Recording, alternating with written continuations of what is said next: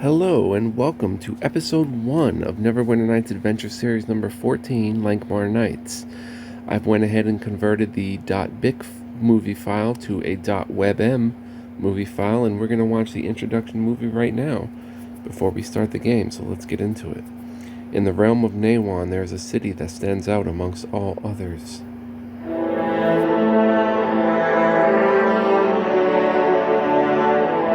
A city known by many names. City of 70,000 smokes. The city of the Black Toga. Udasu presents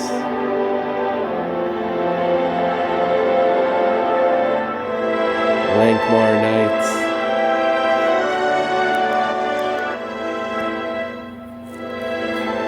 Home to heroes.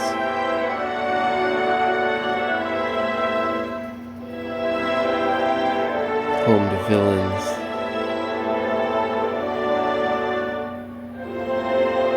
And ruthless thieves.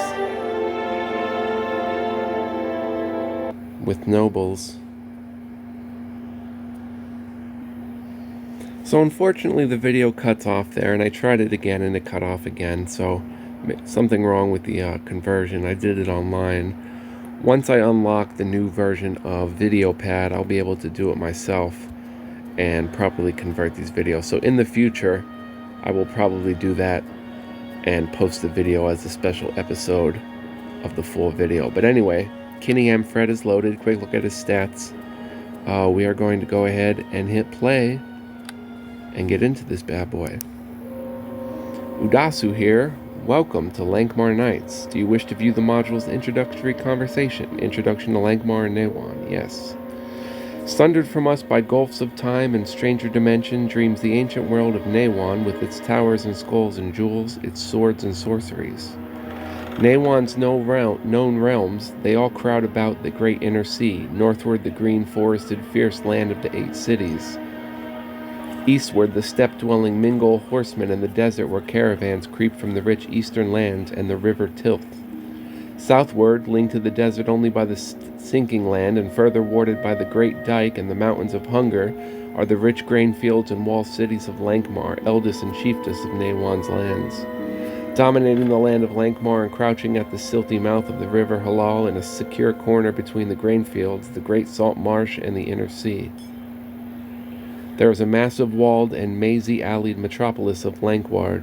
There is the massive walled and mazy-alleyed metropolis of Lankhmar, thick with thieves and shaven priests, lean-framed magicians and fat-bellied merchants. Lankhmar the imperishable, the city of the Black Toga. It is here you will go. Adventure is waiting at the Silver Eel. Remember, take care of Lankhmar and it may take care of you.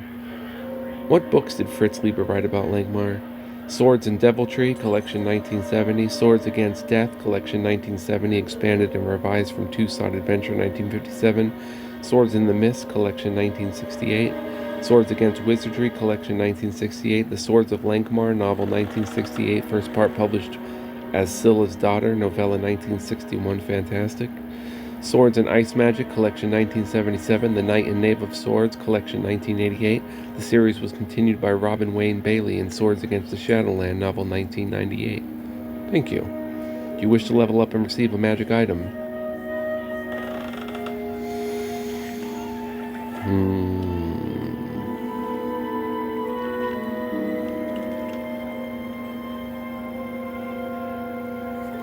Nothing for me, thanks. Very well. Thank you. Goodbye. Ah, yes, the tailor. Catch your breath, tailor. Do you have my effects ready? Yeah. I have your effects right here. Thank you again, good Master Rogue. Since you have prepaid, there is no need for more. Thank you for your efforts. Thank you, sir. Here are your effects. Thank you. The tailor then leaves. What do we have here?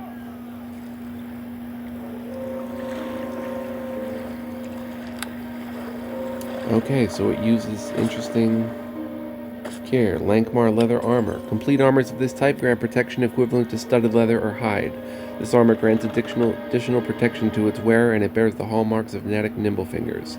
It's a +1 AC armor modifier, and its masterwork, 80% reduction of weight. We're wearing the commoner's outfit. So let's go ahead and put this armor on. Very cool. We've got 99 arrows. Arrows can vary in form and function, but most are 20 to 40 inches long and have some form of fletching, usually feathers, to provide stabilization. We've got a short sword, one of the first types of swords to come into existence. The short sword is a double-edged weapon about 2 feet long. It is an economical weapon and a favorite of archers and rogues. So we're going to...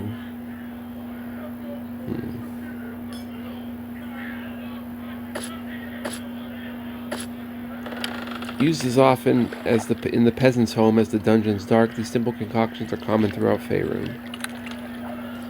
Let's put those 3 down here. We have a Lankamar Dagger. A basic but versatile weapon, the dagger consists of a double-edged piercing blade that typically ranges from about 6 to 24 inches in length. 1d4, 19 to 20 by 2. Criticals 1 damage. And Intimidate +1.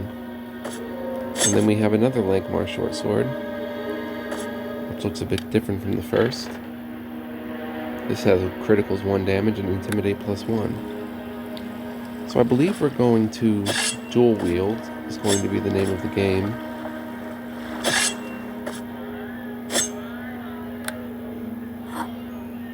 We've got Thieves' Tools +1. A set of Thieves' Tools includes skeleton keys, long metal picks, and other tools that are all used in conjunction with the open lock skill to aid in the chance of success. These are Thieves' Tools +1.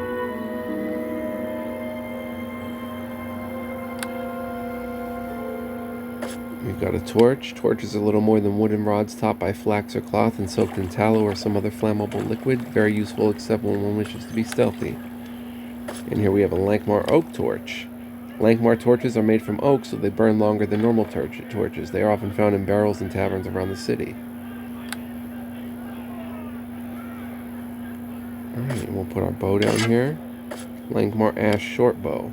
Short bow has a staff portion of about 5 feet in length. The short bow was the first of such launchers to be developed, and it remains an effective weapon. 1d6 criticals by 3. Criticals 1, massive criticals 1 damage, and Intimidate +1. Put the arrows on.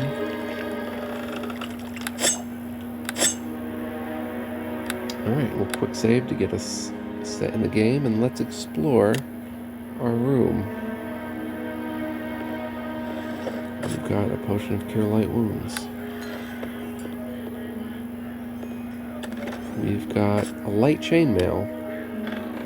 80% reduction of weight.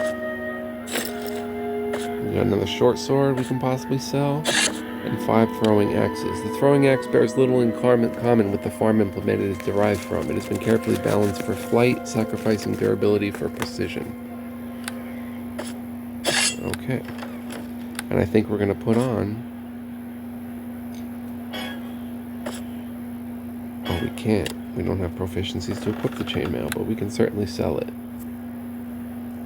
So let's head out. Wish to enter Lankhmar. Anything you can tell me before I enter? Lankhmar is a hardcore city and world. Once you die, you're dead. Hit the G key often. Okay, anything else? You can use the Lankhmar map to jump all over the city. You just need to find Lankhmar's cartographer to buy it.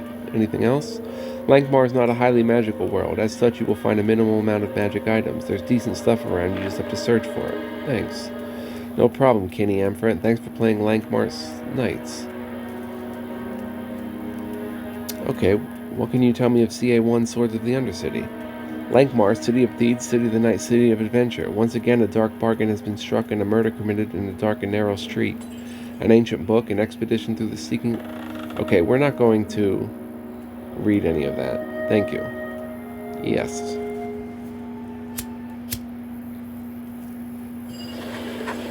Come on, one more game of chance. I think the guard said he just saw Kumal outside. What's so important about this job Kumal has for me? A thief stole a book and just fenced it to Kumal. The note I gave you from Kumal tells you more about it. Well, did you see Kumal outside? Braggy, get a move on with my 4 jugs of Magarek's mare's sweat wine, and bring me again while I wait. Yes, sir, ma'am. Sure did in the alley of the south entrance, past that wailing woman. What's going on with that woman? She's causing quite a scene. Never mind her. Are you ready?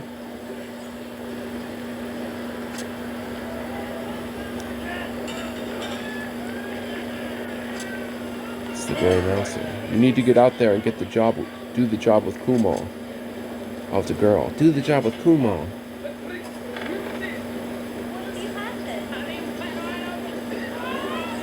Is that the Grey Mouser? Sorry, yes I will, but it's not just that woman. There are other Lankhmars here in a similar state. What's wrong with them? Something about people disappearing. The children, the elderly, those rabble come here to drink and moan together all the time. Does anyone know what happened to the missing people? Who knows? Now listen, are you going to do the job or not? I put my reputation on the line for you. Alright, I won't let you or your reputation down. Good, and when you're done, I suppose you can help these people too. Just please tell me how it went with Kumal. He seems very secretive about this job, almost afraid. Alright, I'll go see Kumal right now and tell you how it went.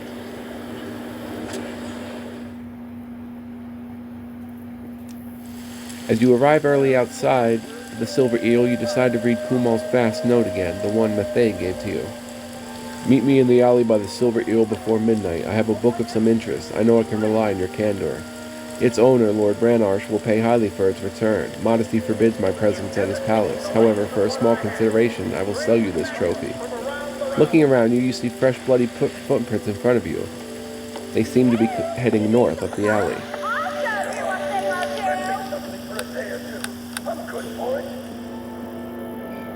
North up the alley.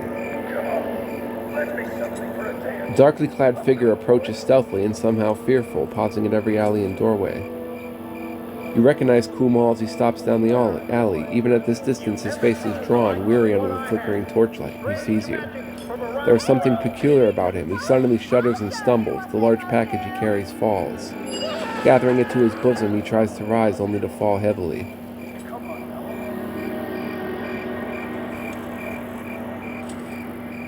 Beggar. Someone help me! You saw Kumal fall over dead too, didn't you? Hold on. What happened? Did you kill Kumal? No, I just seen Kumal fall over dead. Easy now. Tell me what happened. Kumal was hanging in the shadows, stealthy and fearful, pausing at every doorway. He saw you come out of the eel, then shuddered and slumped over dead. Did you see anyone else? No, Gov, but I'm not sticking around this alley. Not safe here. Not at all. Farewell, then. Kumal is in fact dead, and he has an unidentified dagger. This dagger seems familiar somehow. It's coated with venom. This was definitely used to kill Kumal fast. You've never seen the likes of what I have. In his package, we've got a potion of bark skin. We've got an adventurine. We've got a miscellaneous medium. Map to the Angarni Tower. Written in Old Lankhmar, this map shows Lankhmar, the marsh, the sinking lands, and in the center of the sinking lands, a forest with the tower protruding above the treetops. And next to the left of the arrow pointing to the tower, indicating the treasure inside the tower. There is also some writing in Old Lankhmar. Let kings and merchants envy. I have a diamond as big as a man's skull and 12 rubies as big as the skull of a cat. I have a treasure house a day's ride beyond. Let fools seek it. They shall win it not. Empty as air, no deadly creature in rock lair, no sentinel outside anywhere, no pitfall, poison, trap, or snare. Above and below the whole place laid bare, of demon and devil not a hair, no serpent lethal fanged yet fair, no score with mortal eye a glare, yet I have a guardian there. Let the wise read this riddle and forbear. Oh, this is going to be awesome. We've got Kumal's key. This key belonged to Kumal Faust. We've got Kumal's ledger. Kumal's ledger has details of dozens of fencing jobs detailed within it. It also mentions several books stolen from Lord Branarsh that may be traced back to Kumal.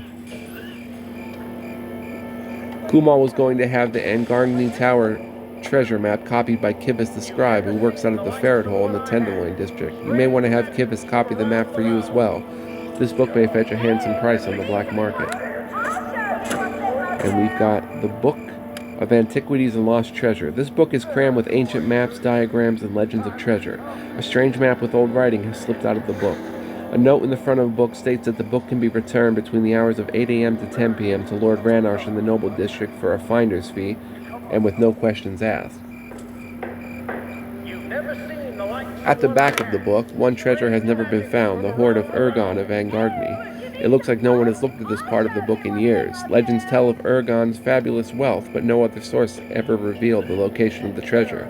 Many thieves and fighting men have searched for the treasure. Some searched their entire lives in vain, and others never returned from their journeys.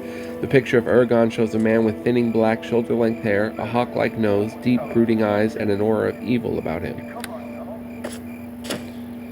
Got it. And there's a bag here, a beggar's bag. Interesting. Wearing gloves is usually just a matter of fashion, since they do not afford any protection unless infused with magic. He left us behind, so I'm taking him. Fish. Looks like fresh or nearly fresh caught fish. I'll take it. It may be needed to rest. Thieves' tools +1. Another torch, which is good. Rags. Nothing more than dirty, moldy pieces of cloth. I don't know if I would need them. And ichor. There are many unusual items in the game. This is one of them. I'll take the ichor. And I don't see anyone in the alley. There's a door there. So let's go report what happened.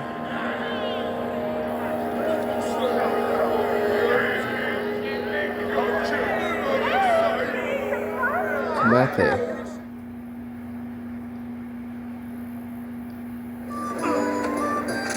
The Silver Eel's old sign is a soot-crusted serpent, heart crafted of pale metal, which hangs above the doorway. On the rare occasions and celebrations when the eel closes, the entrance can be served with a heavy oaken door. Look around.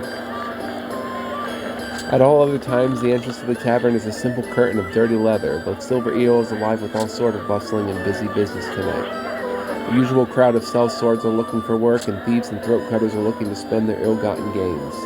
Farmers are drinking off the boredom of a day in the grain fields, watch dancers with tiny metal bells around their wrists and ankles wearing naught but wisps of colored silk. The taproom of the bar smells faintly of spicy narcotic smoke, ale-soaked wood, and the blood from last night's brawls. These games of chance and skill are going on at various tables and at all hours of the day and night. Gambling games played with bone dice, knife throwing in the corner to strike a red circle target painted on the wall, and arm wrestling attracting small crowds of betting onlookers. You are free to participate if you choose to do so. No one will refuse a bet or some healthy competition. Arm wrestling matches are handled all the time here by many unsavory sorts. Many also operate in the Golden Lamprey Tavern in the Cash District.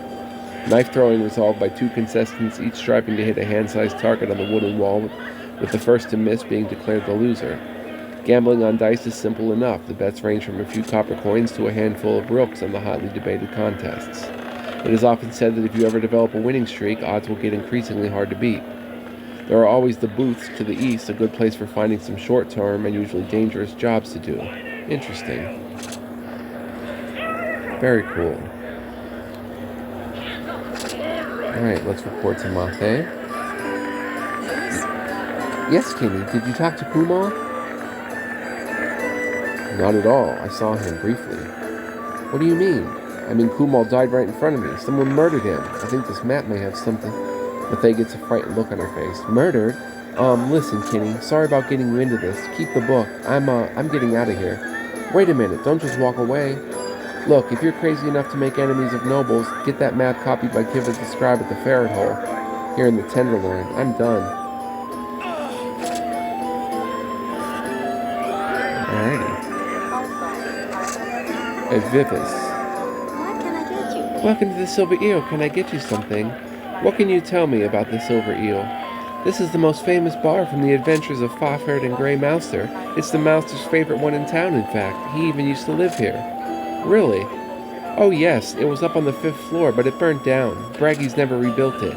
Braggy lives upstairs and rents 2 of the floors out, usually with no questions asked. Thanks, I'll have a drink then.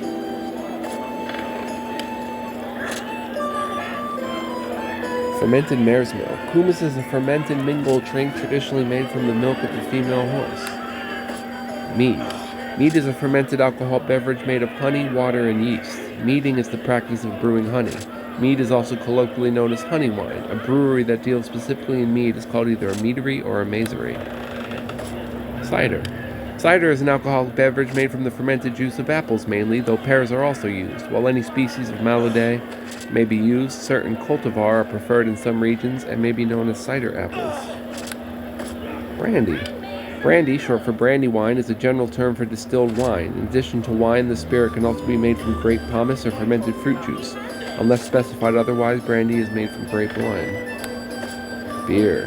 Beer is an alcoholic beverage produced through the fermentation of starchy material and which is not distilled after fermentation. The process of beer production is called brewing. Because the ingredients used to make beer differ from place to place, beer characteristics such as taste and color vary widely, and consequently its type or classification. Ale. Potions store various spells, both beneficial and otherwise, until consumed. Wine. Either a dark red or pale yellow, wine is made from the pressing of grapes that have been fermented and aged. And spirits. Spirits, usually made from distilled grains, are very potent and should not be taken lightly. Then she's got chicken. Uses cure minor wounds. Braggy's stew. Uses cure minor wounds. Nobles brave the toughs of the Tenderloin district just to get some of Braggy's famous stew. Family meat. It's enough Lankhmar smoked meat to feed a family for a meal. Even though it's expensive, the whole family is renewed after eating it. Less single use. Interesting. Interesting. Can you identify these? You can. Gloves of animal handling. The nomad tribes of the Sharian peoples depend on their ability to control the wild horses on the plains for survival. The best animal handlers of the tribes use these special gloves that allow them a more direct link to the minds of the noble steeds. When raids on other tribes occur, scouts always have their eyes open, searching for a man with these impressive gloves. Only usable by Druid and Ranger, animal empathy +3. I can't sell them. Can't really sell anything to her. But it's good that we have them identified. Sure, talk to the merchant. I bring a message for you. See Shilba in her hut. See her soon. Where is this hut? Soon.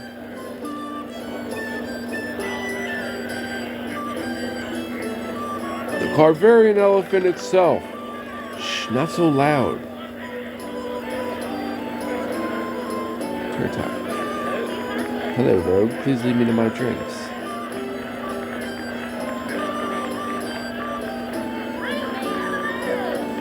Beware the vermin catchers or the crafty beggars guild. Hi there. The steppes to the northeast are a beautiful place. Ah, I miss it. I miss it, my open home, quite different than the confines of Lankhmar.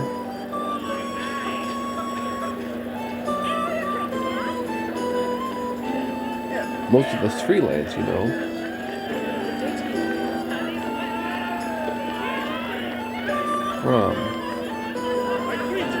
Go about your business, rogue. Very well. Polanton, the Silver Eel guard.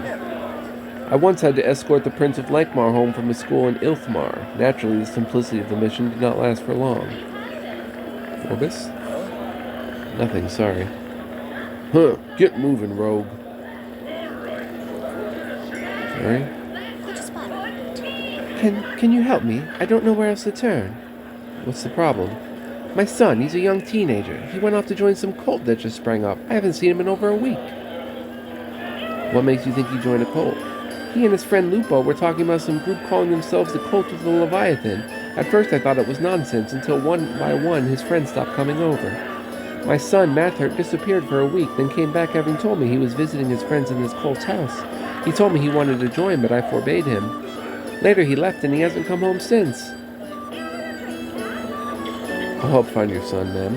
Oh, thank you, kind sir. Did Mathert say where this cult house was? Yes, somewhere here in the Tenderloin. I'll bring Mathert back. This is awesome so far. Come on, one more game of chance. Hello. Visit Quamall to the south if you get a chance. It's older than Lankhmar and the lords continuously struggle for power. Braggy. Hungry? Thirsty? I have some questions. Ask away. I have some general questions about Lankhmar. Go ahead and ask, lad. Just make it quick as I'm serving up drinks. Do you know where I can get a map of Lankhmar? There's one around here somewhere, but Caraway's shop in the Mercantile District has plenty. I need something else.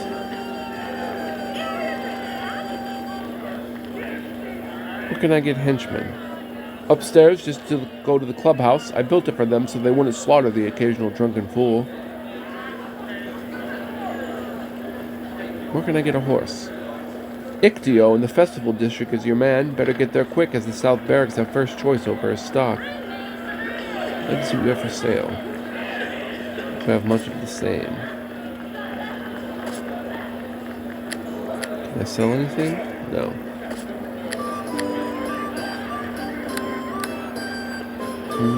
So this place is huge, the Silver Eel. What is this? Latrines? Both sexes use this latrine. Some say it connects to the rat sewers below. Reading materials. Seas of Nuon. Fritz's note of the Silver Eel. And a map of Lankhmar. Boom.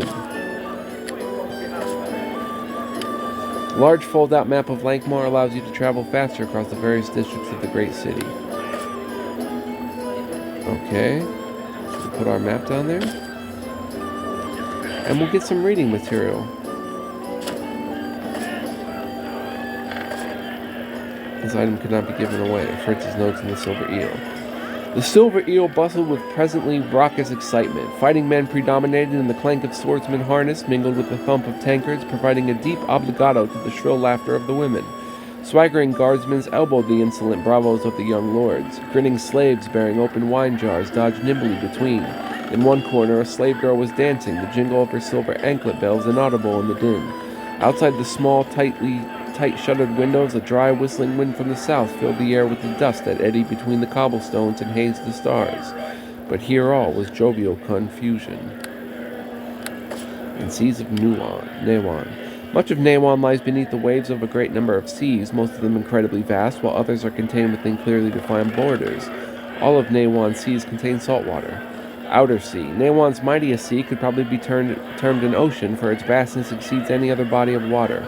Huge storms are common on the outer sea, and large sea monsters have been known to dwell there, occasionally attacking the vessels of those courageous enough to brave these waters.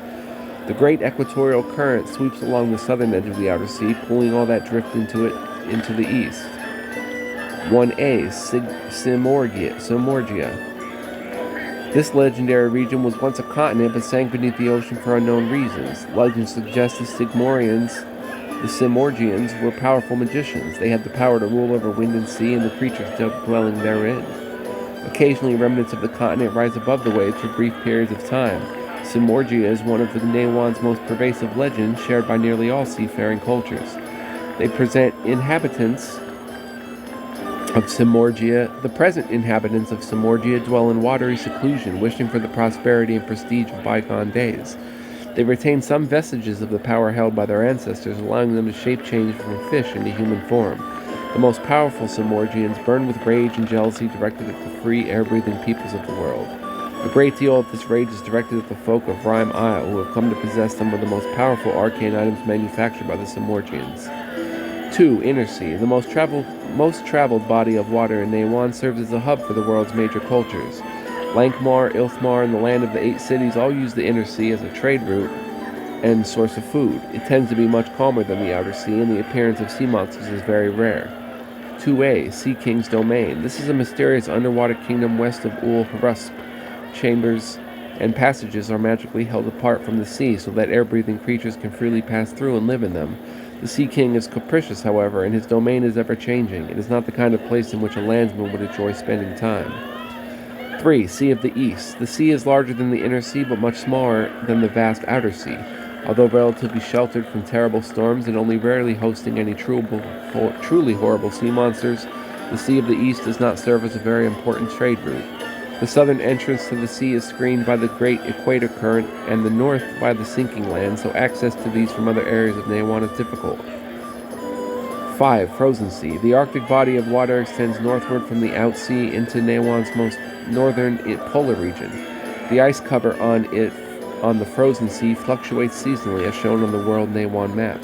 Although narrow, the Frozen Sea is often Stormy. Great schools of fish are common here, as well as an occasional monster that has come to feed on them. 5A, Rime Isle. The northernmost known settlement, NWN is the home of a hardy breed of seafaring fishermen and traders. The island is volcanic, dominated by the two peaks, Hellfire and Darkfire. Each of these volcanoes is riddled with subterranean passages and steamy caverns, and neither is dormant. Eruptions are not common, but the mountains are often smoking or steaming. Two settlements, Salt Haven and Cold Harbor, occupy southern and northern port harbors on the island. Cold Harbor to the north is little more than a ramshackle fishing village, but southern Salt Haven offers a larger harbor, ship repairing facilities, and a wide variety of vessels and people from throughout NWN, and perhaps beyond. Most NWNians think of Rime Isle as little more than a legend. Very few people actually visit there or have spoken to someone who has. Rime Isle is an ideal location for adventurers. The network of passages riddling the island is virtually unknown to man and offers great opportunity for exploration and underground adventure. A mysterious whirlpool of reputedly magical origins forms daily off the east coast of the island. It drags unwary seafarers to a watery doom. And 4. Sea of Monsters. This aptly named body of water carries no shipping traffic. It's inhabited by a large number of serpentine monsters. Watchers on the shore can often see the creatures cavorting about, but unfortunately the monsters do not leave the water. Interesting, just getting a little layout of the land. Here we've got torch barrels. Torches seem to have no weight, or very little weight, 0.1.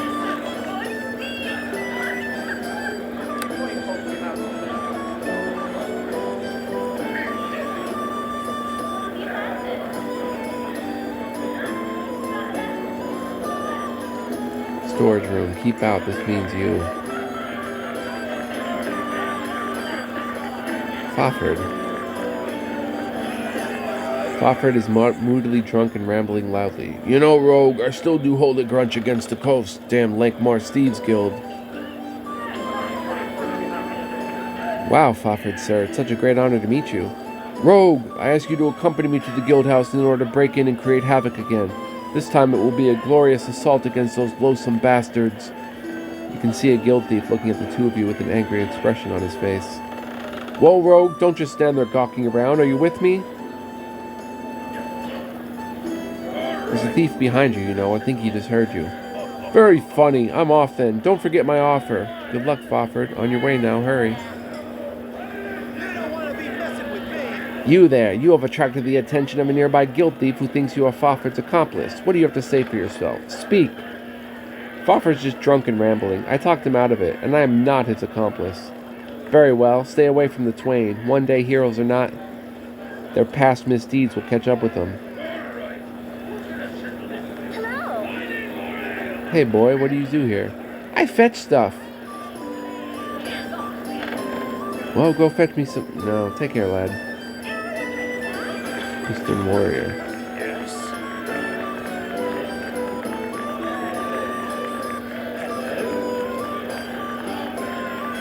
Beware the city of ghouls to the northeast. They are transparent. You can actually see inside them. Whoa, Lankhmar Bastard Sword. Bastard swords are also known as hand and a half swords, falling between the length of a long sword and a great sword in length. It's stolen then. God's Land. Thought to be located near or over NWN's South Pole, God's Land is the home of all the gods. Warm and balmy all year, God's End is apparently not subject to the vagaries of climate that belabor the rest of the world. However, God's Land is widely believed to be a part of the world rather than removed from it. I'll let the bastard sword. Rosie. Rosie looks at you with an expression that can only be explained as attention deprived. Bend down to pet her. Who's a good wudgie? Rosie immediately flops over once she can tell you're showing her attention. You can tell she's a glutton for pets. Good Rosie girl.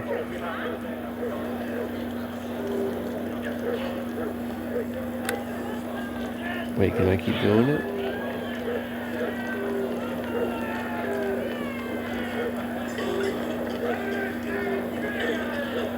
Does anything happen? No.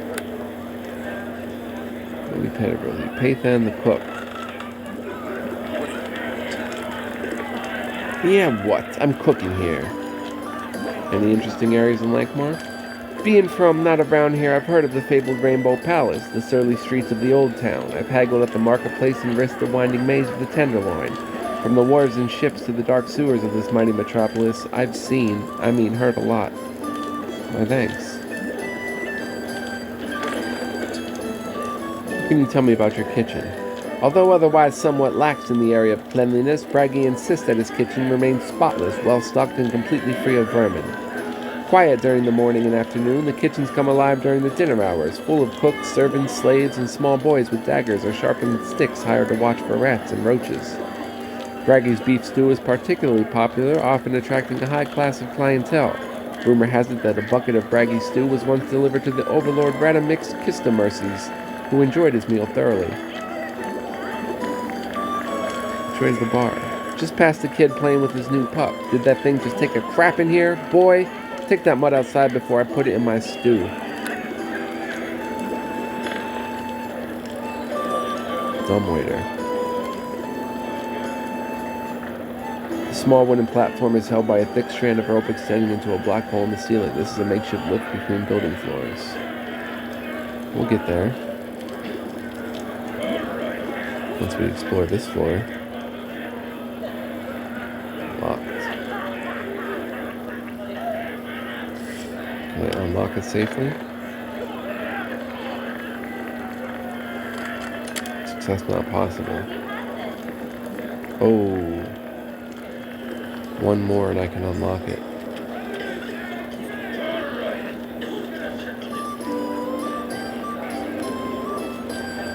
No, not bash. Used to bashing. Just want to see what's in here. I'm not really looking to steal. Specific key. Alright. I'm tempted. Hopefully this isn't a crime.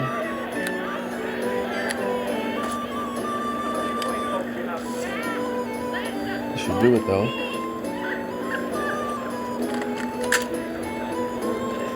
Success.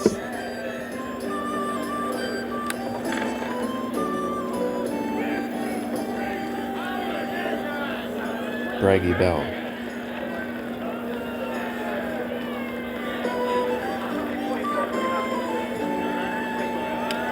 You look about you suspicious, but see nothing. These floorboards. There's something below these floorboards. What? These are the day's receipts for the Silver Eel.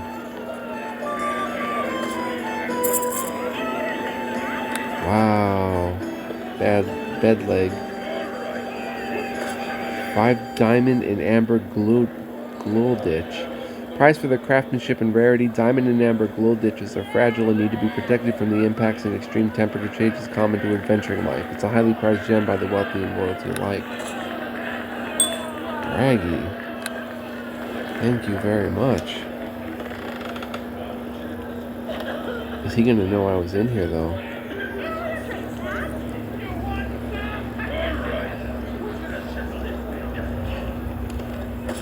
Nawan's Monsters. Okay, this is cool.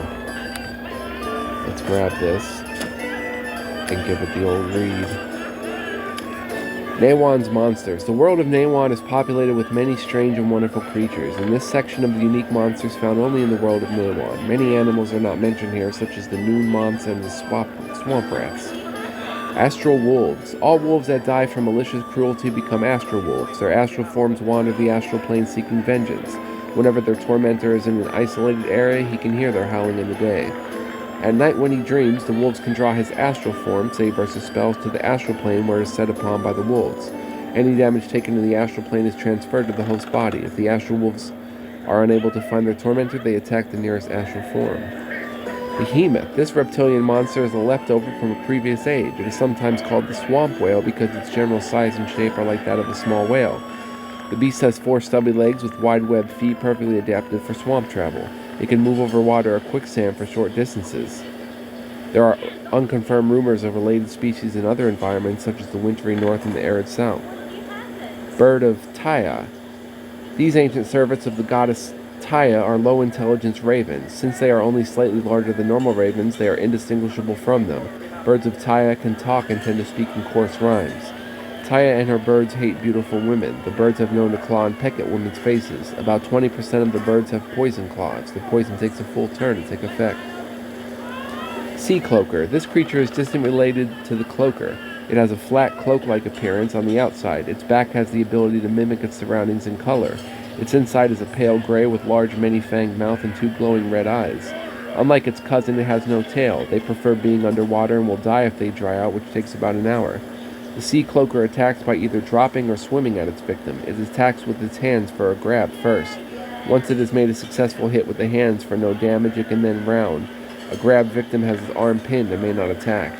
Any attack to the sea cloaker while it has a victim in its grasp does half damage to the victim.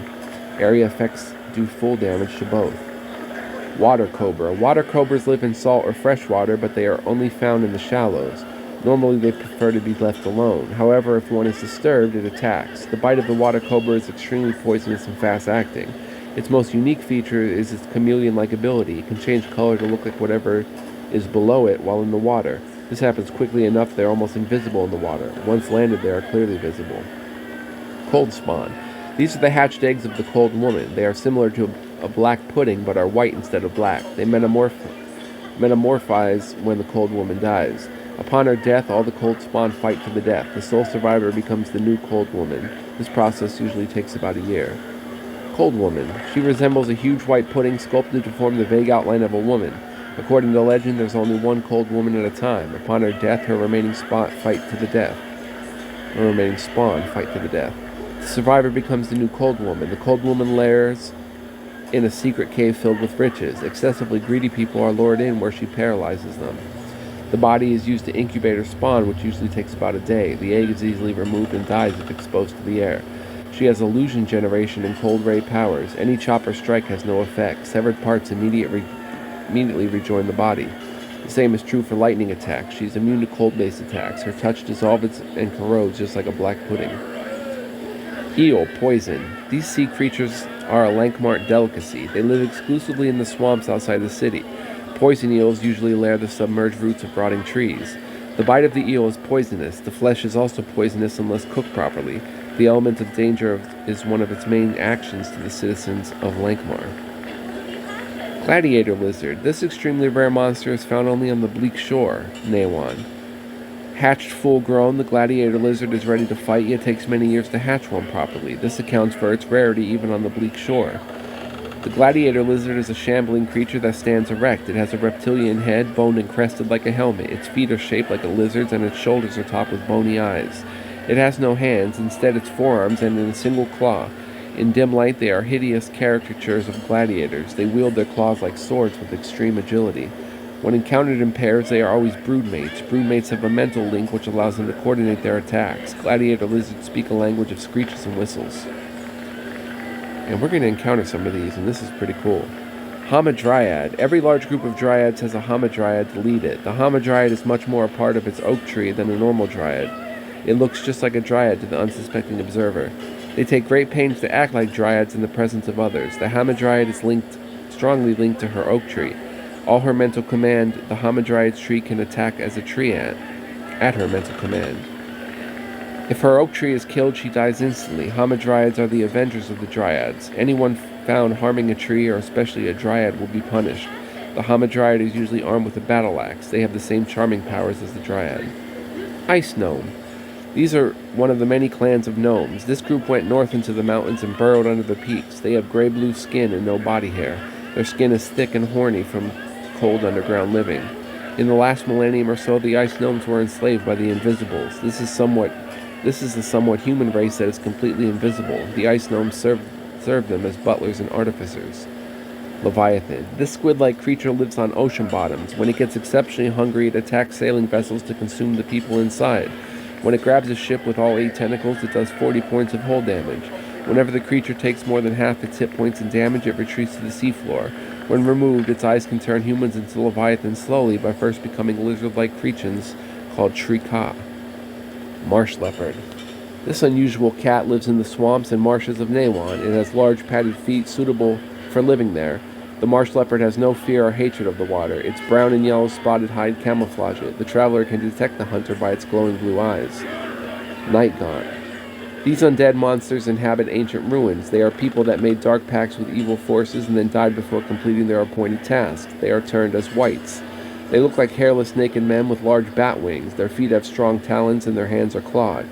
Where once there was a face is now just a featureless oval. It uses senses in place of its vision. The favorite tactic of a night gaunt is to swoop down up a high ledge or tower and grab its opponent with its foot talons. Once airborne, they drop their prey. Rayfish, invisible flying. This creature resembles a giant manta ray. It is invisible, so it cannot be seen under normal circumstances. Unlike the manta ray, the rayfish flies. The rayfish feeds on sea plants and small fish in the northern oceans. It does not attack other creatures unless trained to do so. Even then, it only attacks when charged. The invisible flying rayfish is a strong and serviceable creature for the invisibles that live on Stardock Mountain. It can carry 10 men and their carried equipment safely. In fact, the invisibles are magically derived from the rayfish. Salt spiders. These ugly spiders live in the salt marshes outside Lankhmar. They build large webs, some stretching 150 feet to trap their prey. The wide pads on their feet allow them to move over water with ease. Their bite is poisonous. Skeletal bat. These strange creatures are only found in the presence of powerful undead creatures. For example, they are known to inhabit the crypts of their dead master thieves. It is suspected that the eight be found on the temple of the gods of Lankhmar. They are once dead bats that feed off the powerful auras of other undead creatures. They radiate evil if detect evil is cast. The bats are harmless, but they do follow the orders of any undead, or at least the power of a mummy. They can be made to run into a spellcaster's face and disrupt his casting. The same tactic can be used to confuse or distract an opponent. Snow serpent. Although it's called a serpent, this creature is actually a legless mammal. It looks like a white furred snake. Its usually hunting habit is to lie in a snowfield in several loops. When something steps inside a loop, the snow serpent springs up and coils itself about its victim. It needs a hit roll to grab its prey. Any prey in its coils has no hand free to fight back. And finally, giant worm. These large pale worms are found in damp, dark places. They infest the swamps outside of Lankhmar and the city sewers. Their bite is mildly poisonous. Awesome. So that's going to conclude Commode. The elegantly carved chair is most functional and beautiful to look at. So that's going to conclude episode 1 of Lankhmar Nights. Very interesting. Loving it already. We're exploring the Silver Eel. And that's what we'll do in the next episode as well. So thank you for joining me. I appreciate it. I hope you're going to watch the entire series with me. Subscribe to my channel if you haven't for more. And much love, peace, joy, and light to you in your life. I appreciate you. And I'll see you next time. So long.